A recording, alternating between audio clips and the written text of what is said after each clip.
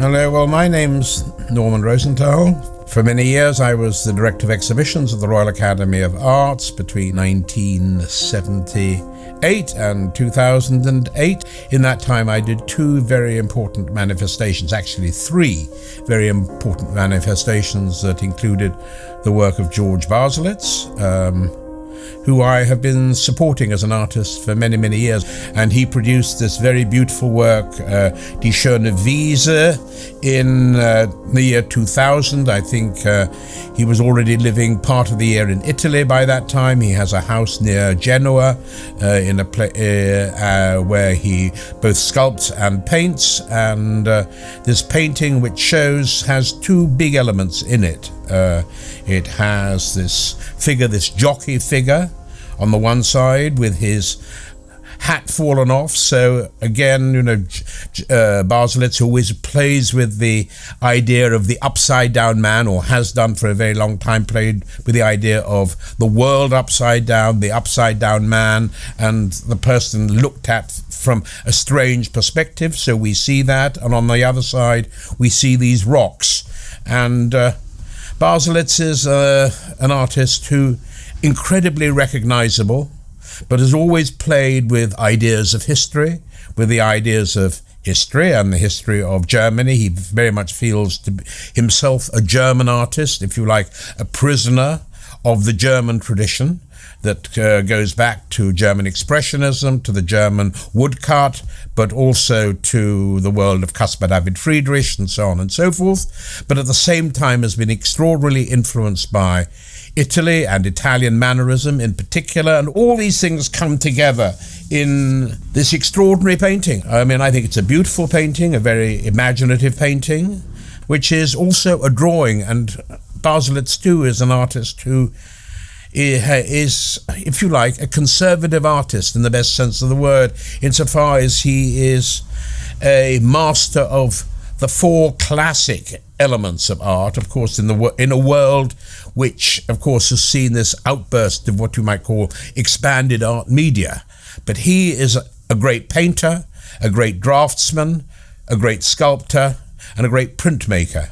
He lives very much in being himself, but also he's an artist who is very connected to the history of art. And in this painting, for example, in the jockey, we can see a rather strange reminiscence of that rather extraordinary painting by Degas of the fallen jockey.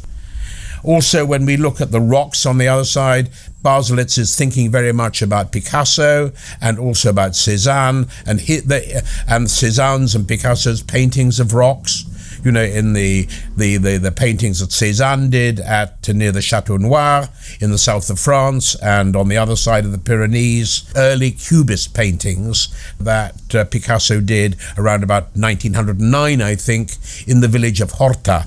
As I said, I did these three big shows of Baselitz at the Royal Academy. The first one was a new spirit in painting in 1981, at the beginning of 1981, which first got this, at that time still in Germany, incredibly controversial artist to have a platform outside the the larger German-speaking world. I'm here that in this case I mean Germany, Switzerland, Austria, maybe Holland and Denmark as well, where he was certainly well known, but always very controversial at this time.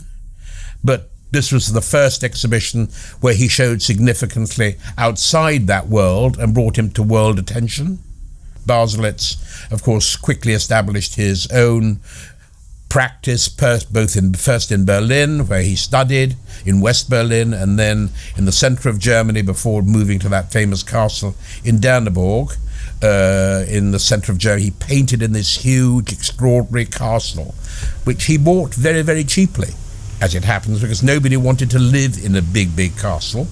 And he made this his home and made it a huge center for the art of himself, and where he gathered many of his friends around him. You know, he's continued to reinvent himself, as I think, in my opinion, almost no other artist of his generation has been able to do. And with these paintings, such as this one, which somehow belongs into a series which he called his remix period, even though by remixing, many of these paintings he remixed But in this particular painting, I think he is inventing an entirely new kind of theme, which in some ways has kind of memories, a little bit of his fracture paintings.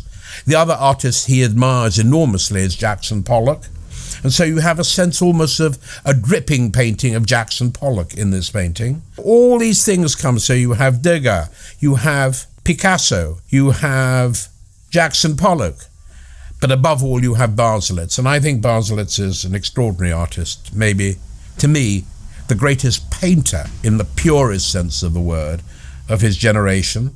He manages, to always have ideas. His paintings are ideas. Can I read you this little quote that my friend Carla Schultz-Hoffmann, who used to run the contemporary section of the Staatsgemälde Gallery in Munich many years ago, who wrote in our catalogue, said, and this gives you some idea, this is Baselitz speaking.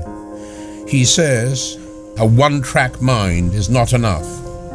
You have to go down multiple tracks, doing a whole multitude of things, accommodating all sorts of ruptures in your work, changing, being a chameleon. And then Carla goes on to say, but even in the life of the chameleon, there is one constant, permanent metamorphosis within one and the same identity. And I think that sums up the work of the beautiful painter, sculptor, printmaker, and draftsman Georg Baselitz very beautifully.